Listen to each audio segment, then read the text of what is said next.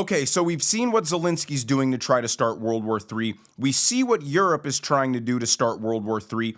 Now let's see what the Democrats themselves are trying to do to start World War III. So Senator Graham said that he was trying to help Zelensky before he went to the Oval Office, coaching him what to say, what not to say.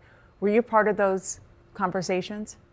Well, I can't speak to every conversation that Senator Graham had, but yes, I met with President Zelensky that morning, and President Zelensky was ready to sign that minerals agreement, no matter how insufficient it was, but had an obligation to have a conversation with the President of the United States about the disaster that would be wrought for Ukraine if they signed an agreement that didn't have Zelensky at the table and trusted Vladimir Putin. Vladimir Putin is not to be trusted.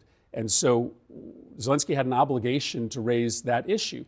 And Vance seized on that moment to start a litany of Russia-baked talking points. So Chris Murphy, the guy you just saw, he is a radical anti-Trump leftist. And him, along with Chuck Schumer and other Democrats, actually sabotaged the mineral deal with Trump and Zelensky. Hours before the meeting that took place in the White House, they actually convinced Zelensky to make a big deal in front of the cameras about the lack of security guarantees. Only someone as thick-skulled as a Democrat can't see that the mineral rights deal is the security guarantee, while also appeasing Russia by not allowing Ukraine to join NATO. These Democrats are so Trump deranged, they're actively undermining peace deals, and then have the gall to say that if we're for peace, we're somehow siding with Putin.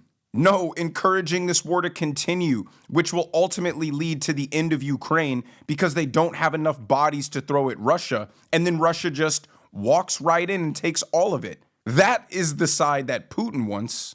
Putin would love to keep this war going on for years, lose 1 million of his people, lose 1 million Ukrainians, because at the end of the day, he will still have people left over and the Ukrainians won't. And while we're trying to clean up our own financial mess here at home and not get into expensive and endless wars, the Democrats are seemingly against cutting costs in the government while also being for spending more through this war. So now we've seen how the Democrats also want World War III.